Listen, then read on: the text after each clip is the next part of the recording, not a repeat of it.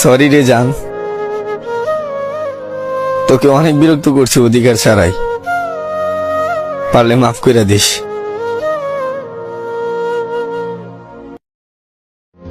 তোমারে আর চামু না, কারণ আমি জানি তোমারে চাইলেও আর পামু না।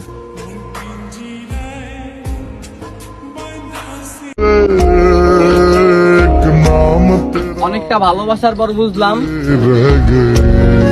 আমি তার টাইম পাস ছিলাম।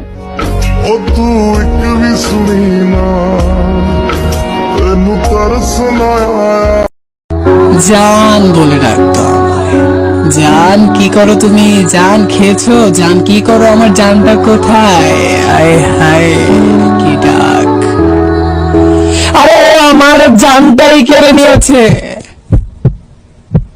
জান বলতে বলতে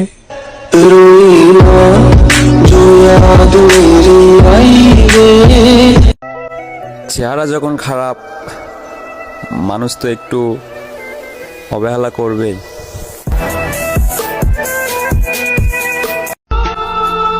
আমার কোনো শখ ছিল না, কিন্তু একজন শখের মানুষ ছিল, সেও এখন আর নেই।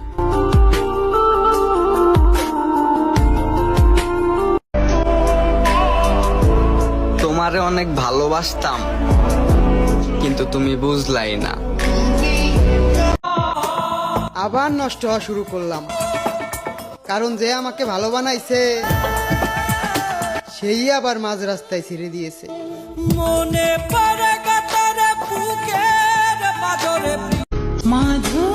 সবাই তো অবহেলা করবেই, কারণ আমি যে মানুষটা দেখতে সুন্দর না।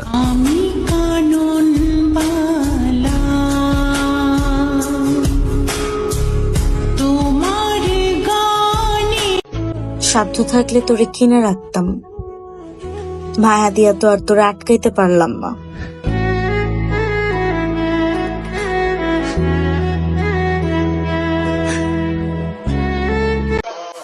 আমি তোমার কাছে সময় চাইলাম আর তুমি দিলা ঘড়ি, তাও আবার নষ্ট। আমি তোমার কাছে ভালোবাসা চাইলাম আর তুমি দিলা কষ্ট।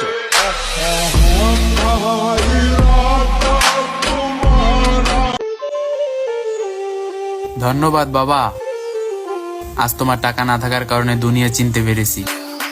ছিলাম তখন ভালো, যখন হইলো আমার জন্ম, মাথায় বুদ্ধি ছিল কম। আমি নিজেকে খারাপ ভাবি না, এগুলা ভাবার জন্য অনেকেই আছে।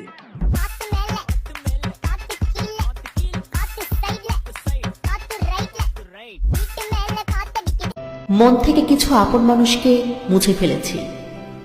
দেখা হবে, কথা হবে, কিন্তু মনে আর কোনো জায়গা হবে না। তোমারে কেমনে বুইলা যামু? যেই জায়গায় রাখছি সরাইতে গেলেই মইরা যামু।